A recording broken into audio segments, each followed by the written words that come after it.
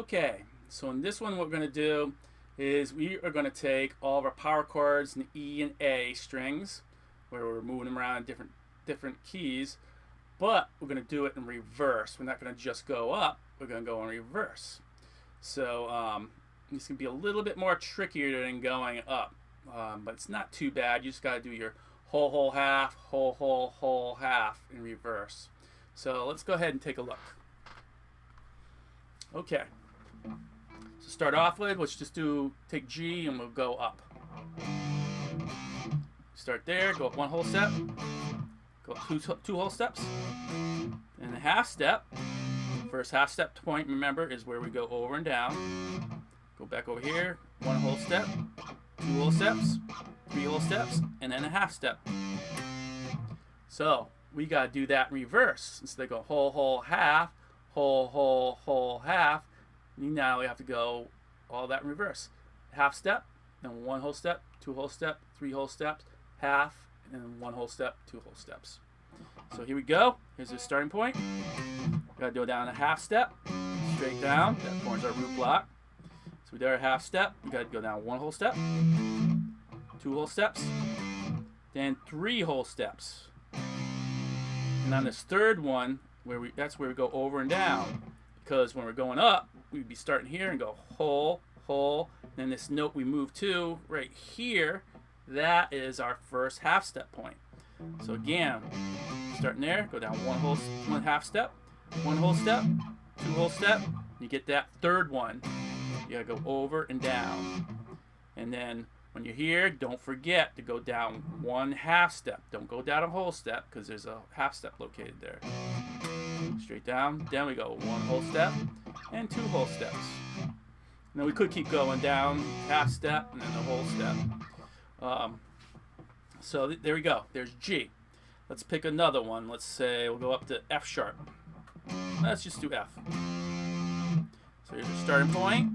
Gotta go down one whole step. Half step. Always go down that half step to begin with.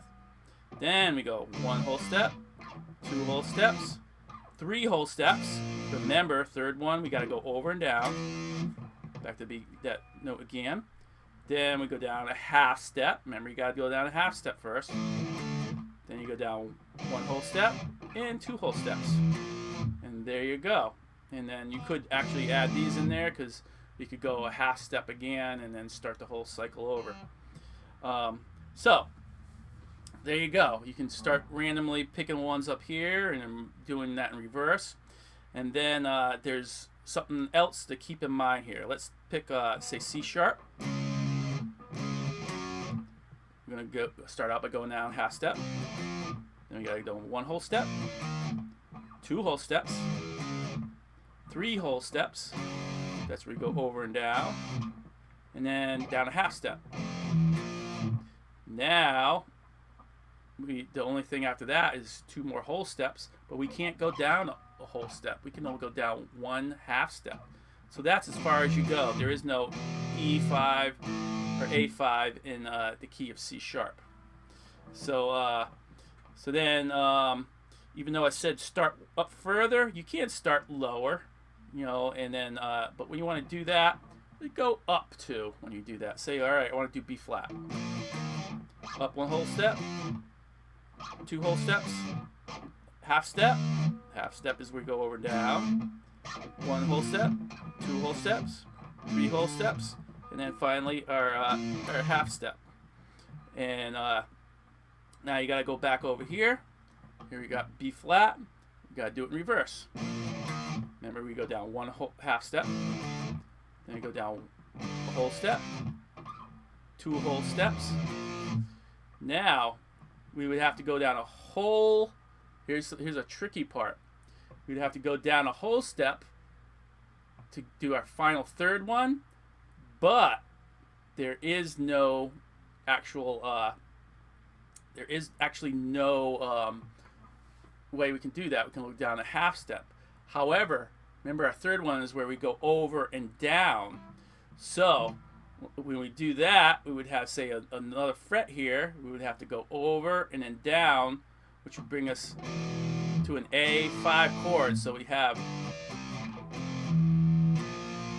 and then we can't play an E, because on E we need to go down a whole step, but we go over and down, so there is an A5 located here. Now that could be kind of confusing to figure out. So here's the easiest way to figure out whether you can play an E or A5 power chord when you're going up. So say you got here. Okay, can I play anything else? If you're not sure, go back to this chord, your starting point, and go up. Okay, one whole step, two whole steps, then another half step. Then I gotta go over and down. Oh, what have I got there? I got an A5 power chord, which, if it's right there on the line, if I play that, it means you can play an E5 power chord. If I play that, it means you can play an A5 power chord. If I played that, you can play a D5 power chord, because these are like your open strings. So, so when we go up again, we got one whole step, two whole steps, and then here, that's not located on the 12th fret, so we can't play an E5, but we gotta go over and down, and that's our A5, so that is located on the 12th fret, so we can play an open A5 chord. So when going down, got half step, one whole step, two whole steps, and then just an A5 chord. Excuse me. Sorry about that. Allergies are really bothering me today. So, that's really, if you're confused, you get over here, you're not sure what to do, then you just go up, and then anything that you lands on the 12th fret, that means you can play that open power chord. If it doesn't, then you don't play that open power chord. So, hopefully that made sense to you. If not, then just let me know. And so basically what you're going to be doing is just picking some notes, mainly up further in the neck, so you can get a lot in going in reverse.